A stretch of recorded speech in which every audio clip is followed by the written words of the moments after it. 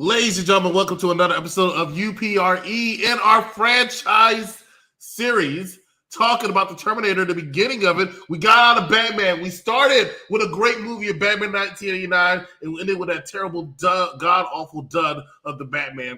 But now let's get into a good series, and hopefully this series ends better than that last piece of bullshit they had me watch last week.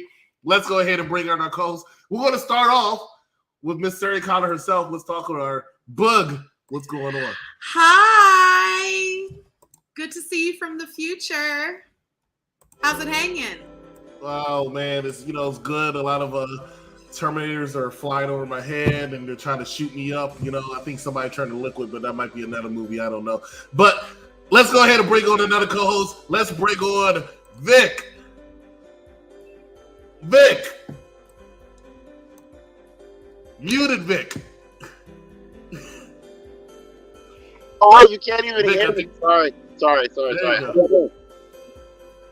that a homeless guy behind you? Huh? Is that a homeless guy behind you? Or is that a person on the bench? Don't worry about all of that. All of that. I'm here. All right. We just saw Terminator. Let's do Terminator. We just see You Terminator. make it happen over here. You understand? Apparently. So let's get it started. All right, let's bring our next host. It is a date. The day before my first birthday, apparently. It is 5/14/84. What's going on? AKA details, AKA can everybody see me? Can everybody hear me? Welcome back, a funny thing back. happened. It's not your turn. A funny thing happened on the way to the store. It's so good to be back on the show for everybody to see me. I heard that people were asking for me, Charmaine. If you're not watching, I'm gonna flame you later, but I appreciate you for asking about me before. Thank you as always for watching. Thank you to everybody who watches the show. Vic is reporting live outside of Riddler's hideout. That's why he's in the shadows. Boog, as always, as I gave you a compliment before the show, I give you a compliment during the show. Salute to you for dressing like Jada Pinkett Smith from Set It Off. Please tune in for that episode. Thursday. And I am not the last person. We have somebody incredible from the planet Gallifrey itself. The man with the TARDIS. It's the next Doctor. Hello. It's great to be here once again. That's right. Who's going to rise up from the steam? Who's going to do it first? All right, we have a question. Ghost Sean wants to know, which Terminator are we doing? Terminator 1, the very first Terminator, and this is the one I saw. Well, I can't say now. Oh my God, James with the. All right, anyway, James. Hold on, you didn't finish reading it. It says, "Oh my God, James, welcome back, hugs and kisses." That's what it says. Actually, it says, so much, "Welcome back, Ja Mess." Yes, T1. Terminator. The Terminator 1 came out in 1984. This one is saw Arnold Schwarzenegger as the primary Terminator, sent back to kill one Sarah Connor before her son is actually conceived. In this case, because she got horny and decided to screw her savior. Anyway, let's go ahead and talk about who would like to go first. Vic, look for Sarah Connor. If you see Sarah Connor, Vic, do you or the homeless guy? Yeah. You or the homeless guy? Who wants to go first? Listen, I'll start it off here. I'll set it off. Watch us on Thursday. Are you the homeless guy? No, I'm not the homeless guy. I am quite literally in a home right now. Oh, okay. Yeah, I'm the homeless guy. Sorry, I got some drama going on, so I got kicked out the crib, so now I'm out here on the bench. So man. It's all good. But anyway, one thing that I do have to say is I'm very glad that I resaw this movie. Because honestly, like, I saw this when I was a little kid. So I was impressed by all the tech then. And looking back, mind you, this whole thing is maybe 6 years away that it's supposed to happen. So now it's giving me this feeling, now it's giving me this feeling of Back to the Future. Like when 2015 came around and everybody started talking about it, I wonder if there's going to be like a Terminator 40 or something like that. Because the starting period was 2029. So it made me think a lot about that, because I haven't seen this movie in a really, really long time. And it was incredibly entertaining. I remember now why the sunglasses, why the I'll be back, why all of that. So yeah, like it was great. I really loved it. Hopefully y'all can all hear me well. Now I'm gonna mute myself. So before I talk too much. For those of Heard you you just loud and tuning clear. in, Vic is telling you that the rent's too damn high. That's why he's outside in the streets. He is in New York. Listen, and I'm sorry, where are you from, Chris? Is it the DC location or Philadelphia that you want to represent? Was it Pittsburgh? One of them is a city that doesn't make what it's known for. The other one is one that just has a small downtown area full of people who, like Vic, are outside on the streets. Excuse me. And DC, well, remember what they used to call the Wizards? It wasn't they were called Bullets. These days, Which I'm one is you representing referencing? Orlando, Florida. Oh, okay. These days, okay. Go ahead, Rashad. Well, I was going to say I love this movie. You know, the main theme is one of my favorites. You know, I still hum it every now and then as you know, as I came into it, I hummed it. I love that. I love that theme. I'll listen to it randomly on YouTube. And like Vic, I hadn't watched this movie in a while, so much so that when I watched it again, and I watched it on Amazon, I don't remember Arnold doing a full frontal before. Yeah, the And HD. I remember when he looked at the city and, you know, you saw his butt cheeks, but I don't remember the frontal. And I'm like, that was in the movie? I mean, maybe I just blocked it out, you know. I mean, kudos to Arnold. If anyone can pull it off, is Arnold. But I was like, wow, I've never caught that before. Donnie Wahlberg. Yeah, is that another person that's done a? He could pull it off. Oh, you say you can pull it off. He has pulled many clothes off. Oh, I'll take your word for it. But yeah, I love this movie, you know, and you know, looking back on it, the effects on it, since they're practical, it still holds up. You know, it's not like those other movies where there's some janky CGI that, you know, at the time, oh yeah, it was state of the art, but then you look back on it and it hurts to even watch it because we've just gone so far past it. But because the special effects were practical, you know, it can still hold up. You know, I did have, you know, and I guess it's just a part of the times when it was made. It was a little inconsistency with when his eye got messed up and he had to take it off. You know, then you saw the first shot of, you know, was Arnold with the messed up eye. He puts on the sunglasses. But then when he goes to the police station, you know, he gives the close up, you know, iconic line, "I'll be back." And, you know, you can see through the glasses because they're not super dark. And his eyes are fine, you know. So it's like, but then again, when they go a little bit further in the movie and he takes off the glasses, they again show the damage. So, you know, inconsistencies like that today will get a movie crucified. But back then, you know, it was fine. But other than that, I mean, the movie, like I said, it holds up well. You know, it's a great origin story. It was just the beginning of a legendary story. You know, Sarah Connor, you know, the baddest. Well, maybe not the baddest, but one of the baddest. And, you know, she's still fighting that fight today. I'm sure we'll get to that movie eventually, but the latest one with her. But yeah, this movie was great. I loved it. Everything about it. All right, Ms. Boog, executive, do you want to go next? Sure, I'd love to go. This movie was very impressive. This is actually my first watch of this film. Oh.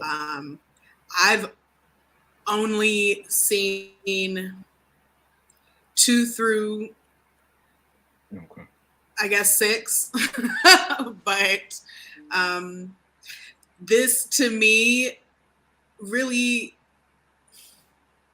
because it felt more like it was supposed to be a horror movie, and like the whole thing is that the Terminator doesn't get tired, you do. So even if you find some place to stow away for a bit and hide, the ability of this Terminator to deceive you and to find your location is just superior. So there's no way to hide from him, and I really love that because that's kind of what I'm used to anyway from seeing Judgment Day first in this series. And I feel like, okay, well, this film set a lot of the fundamentals that we know about this Terminator universe. We have a prime example of the grandfather paradox, with Kyle Reese being in love with a woman he never even met and falling for her as soon as he laid eyes on her. We have this universe, which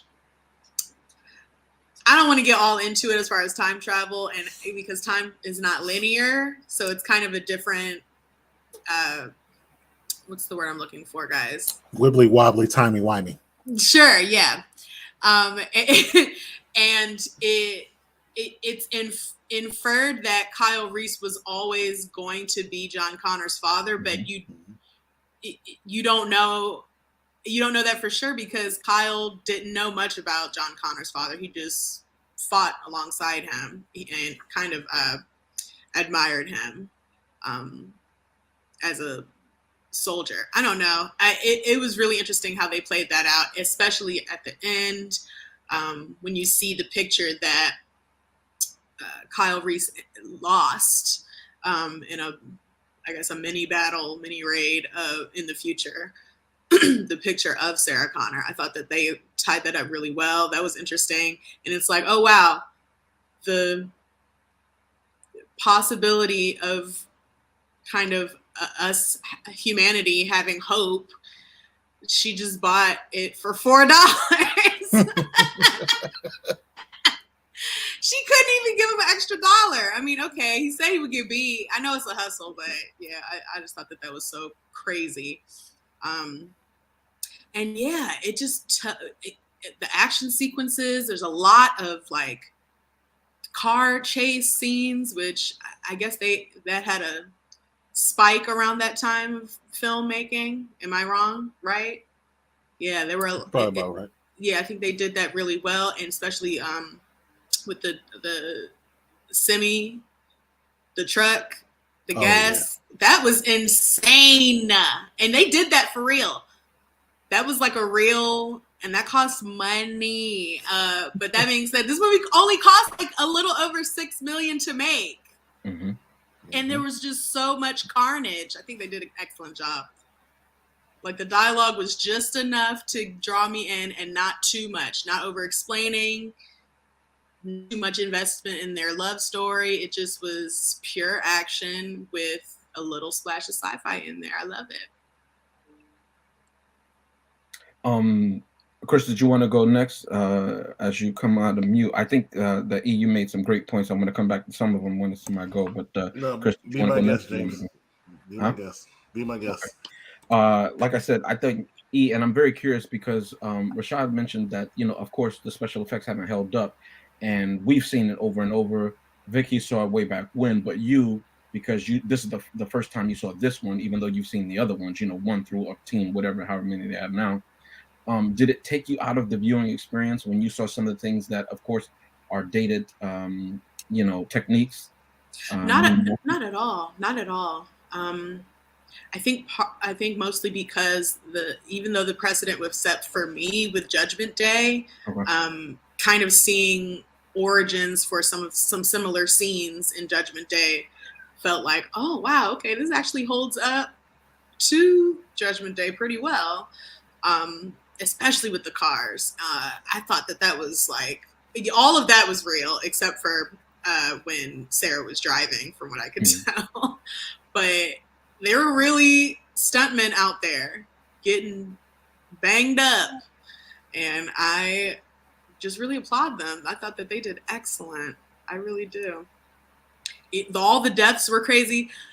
The freaking Indiana Jones heart. Indiana Jones 2 heart grab in the beginning. When he said, "Give him your clothes," he tried to stab him, and then it just punched him right through the chest. Snatched that heart out. I was like, "Yo, he is ruthless." Like, that's another one that I forgot about. I don't know how I forgot about that one. Like, he not only did he punch through, he pulled it back out, and you just saw a whole bloody hand. And I'm like, wow. It's a little bit of injustice with Superman. Yeah, with Joker and Superman. Yep. I noticed also that I guy that he definitely punched sorry. through his sternum. Talking about the full frontal, he was very happy when he saw Arnold walk up, whereas everybody else was like, "What is this dude doing?" He just kept staring like down. Did you notice that the whole scene he was just staring down the whole time? I mean, he Oh, did have a man. telescope, and he probably zoomed in first. And was like, "Oh, okay." Because That's how he's the they one, do yeah. it in He goes, Austria. "Hey, look at that guy right there." When Bill Paxton's character is looking through the little telescope machine, he's like, "Hey, look at him right there." And then he just keeps staring at him, and Arnold just like gut punched him like viciously. It was crazy. And yet there's no hole in the shirt. Did he punch him through the buttons? Did he punch him through the buttons? Okay, I And he did wears not the mean overcoat to that. hide the hole in the back of the shirt. He pushed the shirt through his chest. And The it was clothes were made a lot stronger back then. It was that's good true. fabric. The That's some good fibers. It was cotton right Kryptonian fibers interwoven with that polyester blend. there. Talking about clothing, if I can segue into this, I like the fact that Kyle Reese, and I'll get to the clothing in like 30 seconds, but Kyle Reese, I love that his character was played intense throughout the entire movie. Why? Because that's the only world in reality that his character would have known. So he never comes down from that. He might seem calm like when they're in the motel or when he's trying to sleep, but the sounds of the excavators and everything at the construction site always bring him back to the world that he's known, right?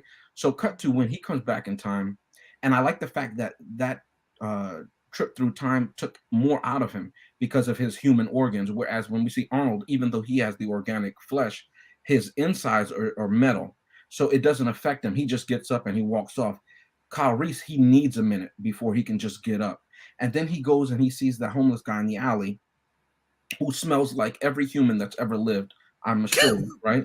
And without hesitation, he just grabs his clothes and puts them on. And from our point of view, we think, I could never do that. I'm just walking naked down LA, right?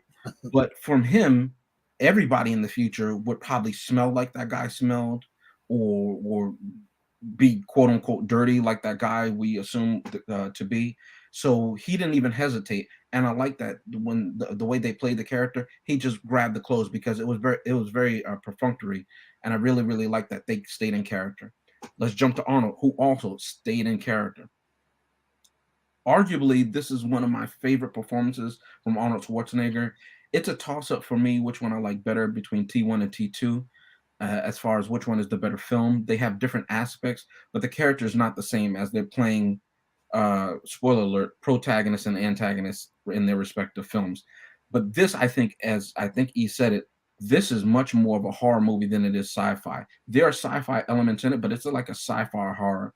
And when you see, especially the scene when Arnold's character is driving through the garage, and he's looking, and they're playing like that slow, again, theme of Terminator, and it's like that heartbeat sound, like almost like but metallic heartbeat, and he's cruising in the police car, and he's just looking slowly, like he's scanning. You don't see any scan things coming out of his eyes, but it's such like a machine, like a predator. You know what I mean? When he takes the scalpel to his eye, of course, now we know obviously that it's not a real head and everything like that. But for the time, it was very effective, and it's still an effective scene because of how he plays it the whole time. When he goes to the gun shop, I don't know what I can say on these different platforms, right? But the way he interacts with the guy, again, it's very boom, boom, boom, boom, boom. But probably the best scene for me, and one of them, iconic, is when he goes to that Sarah J. Connor's house, and she has the little chain on the door, and he goes Sarah Connor, and then they slow down the film, and he slow motion just busts through the door, and the expression on the woman's face and everything like that while he does what he does. Okay, that is probably some of the scariest thing. She doesn't know that he's a Terminator or whatever like that, but he's this hulking dude that just burst through her house. And what are you gonna do? You know what I mean? It's just very effective, and we see that a couple times throughout. The other one is at the end when he grabs the underbelly of the big rig, and he stops it, and he gets up, and that whole sequence down to when the organic flesh is burnt off, and he's just walking as the exoskeleton, the frame, that herky jerk, that claymation or whatever they stop motion animation that they use and everything like that. Of course, we know what it is today. They can make it look slick and sheen, and we see that in Terminator 2. But there's something about it that gives it a horrific look because it's moving unnaturally. and especially because his legs got hurt, it makes sense that he would have that herky-jerky motion. And so Yeah. I think they how played they that off use the really well. technology and the budget that they had, you got to give credit to Jim Cameron. He has some of the best effects in all of his movies from start to finish. Fantastic. He's made some of the best. Let's go to Sarah Connor. I love that Sarah Connor, her trust had to be earned throughout the movie. I said this before and I'll say it again. I love strong female characters, but I love characters that are true to who they are. She is not a fighter. She's not some trained specialist. She's a waitress, right? And so when she first meets Kyle Reese and she meets the Terminator in the bar, she acts and reacts just the way everybody does. And even though Kyle Reese saves her, yeah, she's aware of that, but she doesn't know who he is. All she knows is there's a guy in the news that's been hunting people by my name. And this guy just happened to save me from this other dude. And he got riddled with bullets, and yet he's chasing us in the garage. When Kyle Reese tells her, hey, I'm from the future, I'm Corporal, whoever, whatever like that, I'm here to protect you. Nobody in their right mind would believe that because they have no basis to believe something like that.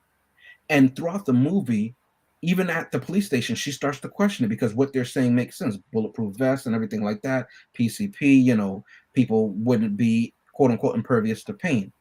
But as she starts to see more and more, she can't deny it. And it's not like she snaps and she becomes insane, right? But we see that she starts to believe as she sees more because certain things, even if you say it, they have to be seen to be believed. And that's very true to life. If somebody told you, hey, I came back in time, and yeah, I just saved your life, but I'm also a soldier from the future. You're not going to believe every part of that story. You're going to need to see more, and it has to be earned.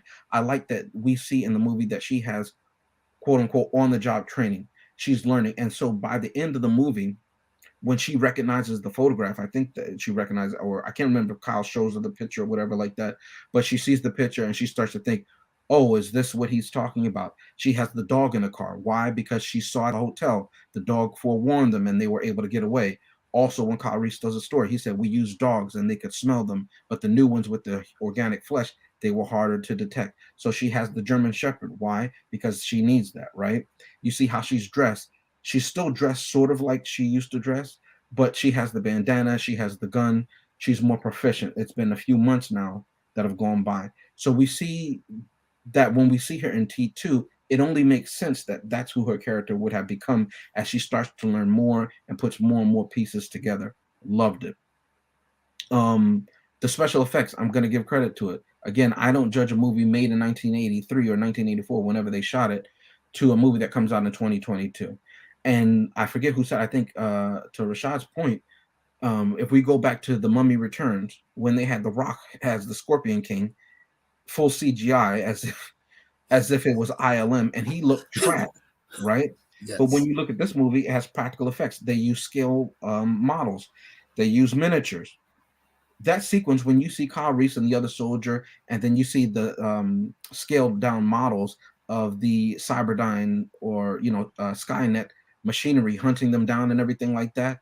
Yeah, we know how they did it now, but it's still very effective, and it looks like an immense what do you call it, like junkyard that they're fighting in, and everybody looks dirty and it's quiet except for the laser fire, whatever you want to call it, blaster bolts and everything like that. It just looks like a visceral world, and there's so much about this movie that I love. It's a great movie.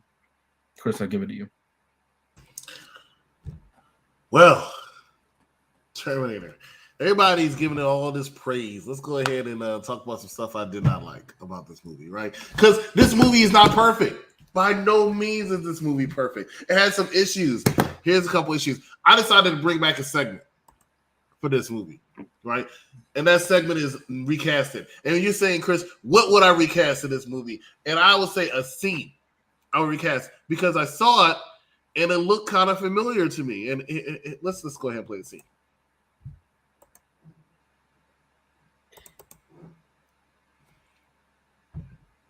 It looks familiar. I was like, where did I see that scene before? It's an 80s movie. Here we go. Yeah. Oh, okay. There you go. That's what it reminded me of. No, I'm not going to talk about Hank Pym. No, I'm not going to bring that up. What I want to bring up is the fact that they love Tales from the Crypt. They love there was some skeletons in the 1980s. This movie was definitely, hey, this is not the insulting part because it was made in the 1980s. Okay, I'm not going to sit here and say that in the 1980s they should have shot it like it was in the 2020s, not visually like James was alluded to, just period. But you can tell it was 1980s. The music, the cinematography, it was very 1980ish. The hair, this movie, definitely the hair, the clothing. I was like, wow, brings back some memories, even though I don't remember my 80s that much. But whatever. Cool, right? That's the only critique I have for it. I don't have any quotes from this movie. This movie didn't have a lot of good quotes. I know the I'll be back, but this was just funny to me, right? When they were trying to calm Sarah Connor down to the police station, and he said, "Oh, just get some rest. We have about 30 cops." I was laughing my head saying, "You're all." I was the Red Queen in Resident Evil. You're all going to die out here because there's no way them 30 cops are going to stop the Terminator. And what did the Terminator do? He just came. He just walked. Bam, you're dead. Bam, you're dead. Bam, you're dead. And these mofos were not learning that these bullets were not stopping this man. It was like you're shooting Superman. What are y'all doing? Let's do it.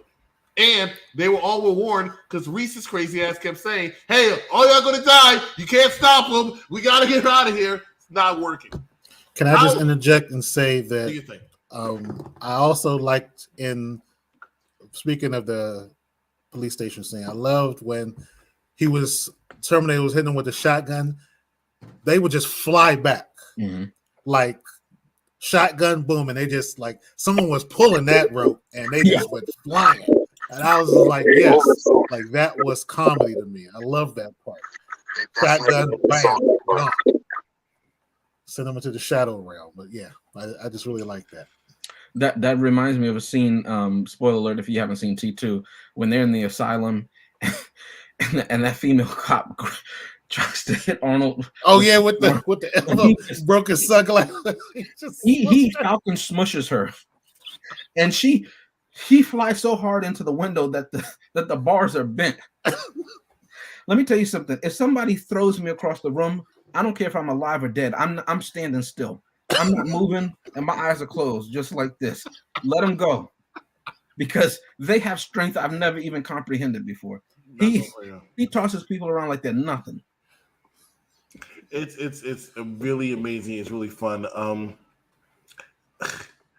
If I was John Connor, I'd be upset that I sent you back in time to protect my mother. You end up screwing her, but at the same time, you probably already knew what was the deal, so that's probably why I did it. But still. Mo effort. You don't follow instructions well, huh? You don't hear. You don't hear. I can't stand it. Ladies and gentlemen, that's all we got here for Unpopular Review. As far as this segment is concerned, we'll take commercial break. Final review on Thursday as well as Tuesday, and get our final thoughts. We'll be right back. Stay with us. You're watching the UPRE. Well, we ain't robbing stagecoaches. I need something I can set it off with. All these women run together. Getting in way over their heads, aren't they? Let's go!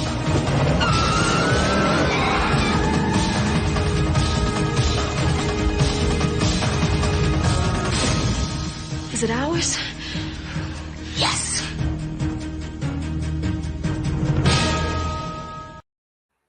Come with me if you want to live. You're really real. His loyalty is to a child. Who sent you?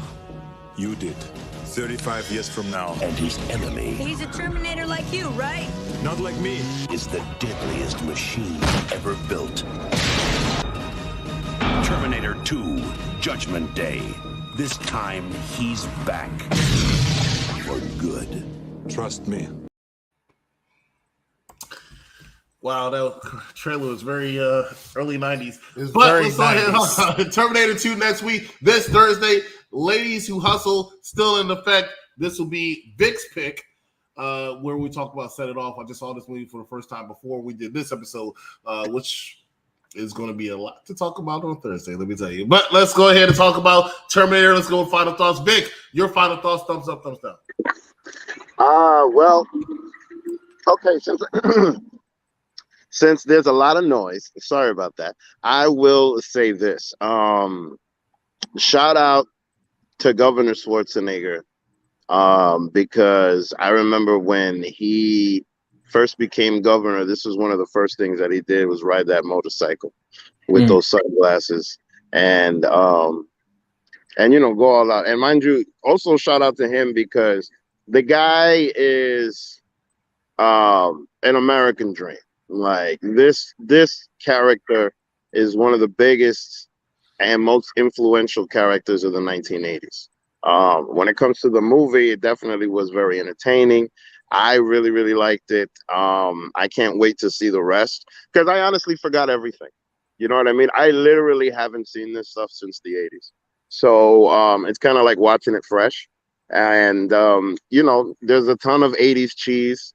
I loved when he pulled his eye out and you could see all the makeup on his face and how like boxy and cheesy it was. It felt like watching a Michael Jackson Thriller documentary video when they're putting all the make. That's what it felt like. You know what I mean? So like, it was nice. It was nostalgic. Yeah, all of that. That was crazy. That whole thing. Oh man, it was too funny. But yeah, man. I'm happy we chose Terminator for this because this is good. This is good. This is entertaining. I feel like I'm watching it fresh. So clearly, it's a thumbs up. Doc.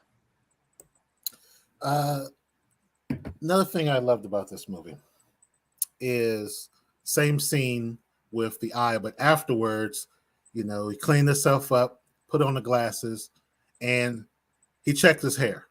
And it's like, why would a Terminator check their hair? Because it's the 80s, okay?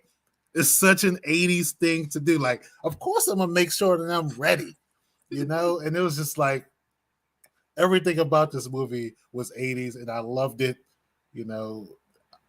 Just looking back again, it had been a while since I'd seen it, and it was like it was like watching it for the first time, and it was great. And so yeah, it's definitely a thumbs up for me. Definitely a thumbs up. I can't wait to review Terminator 2. I really enjoyed this movie. This series is going to be so fun. I'm so glad we're doing it during Ladies Who Hustle Month because Sarah Connor, just in a similar fashion to what's his name, Jamie Foxx in what is it? The movie with Tom Cruise. Oh, Collateral. Mm-hmm. In the same fashion as Collateral, she immediately becomes book smart on the future and just knowing how to roll. Has a dog with her. She starts to pick up on stuff that she's been kind of told about, including the photo and how important it is in the events leading to the future. She just becomes a savant really quickly. And even though she's part 2, T2 starts off how it starts off, like she's just awesome. So this is a great month to do something with her. Shout out Linda Hamilton. She has a great head of hair. Wow. And still has it. Still has hair, you guys. Still kicking ass. Still being Sarah Connor today at home in her pajamas. Still Sarah Connor, very much through and through. So thumbs up for me. In this portion of final thoughts / best of worst of, let me just say that salute to the black man at the beginning of this movie who, after he saw this naked white man appear out of lightning, he said, I gotta get out of here. I'm going. He survived. Survival instincts kicked in. He's getting that nighttime premium.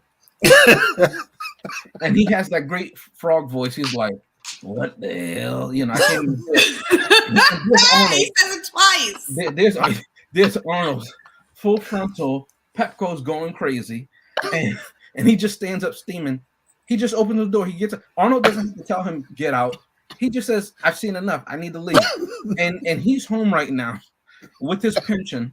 And he said, baby, you're never going to believe what I seen. I don't care because he talks too much. But he survived, and I just wanted to shout out that black man. Shout out to his wife's going to say? What? What the hell? You guys sound like Weezy, right? Shout out to Vic who Pick set it off, but hasn't seen it in years and is delighted that he's able to rewatch it after picking the movie. Shout out to Vic. I just had that premonition from the future. Somebody left me tapes. Shout out to Kyle Reese, who slept with the mother of his boss. As he ejaculated, he said, "You remember when you sent me on those suicide missions? Well, here you go. This is for my partner who got blasted away by that firebolt at the beginning of the movie. Salute to Kyle Reese, who went down in history just second to that black man who knew I've seen enough and survived. I did like, again, if I can go to best of something I forgot as I give a thumbs up tepidly and slowly, is when Kyle Reese sets off the C4 and Arnold's exoskeleton frame, it flies back, right? Or it blows up in half, right? I like the fact that he doesn't somehow start to go, coughs up a little blood and he's still alive and he's crawling too. No, the concussive blast of that C4, he's done. He's done. Okay. Right. And I like that the movie went like that. And then Sarah Connor had to, if you were scared before, you got to be scared and you got to move. And we see that again in real time. And she earned the right to survive. She didn't trip. She didn't fall. She was only limping because he had grabbed her ankle. She owed him money. You know what I mean? But she still got through that little press and she pressed that button and she had a quip at the end, pure 80s. How can you not love this movie? I can't wait to see her ultimately. Arguably, that's my favorite heroine moment is when we see her and she escapes that place by herself. Okay. And if I'm on that episode, I already know what my name's going to be. It's going to be Karen. Why? Because the T-1000 wants to make sure that you're going to obey everything that he says and does. He chased that car like they were selling lemonade and they were black. He's on a mission. So my name might be Karen because T-1000 was on a Karen mission that entire movie. If John Connor had been black, his name would have been T. Karen. And that's my name next week if I'm on that episode, T. Karen. Shout out to Jada Pinkett Smith if you're watching. I know you do from time to time, but also our Jada Pinkett Smith.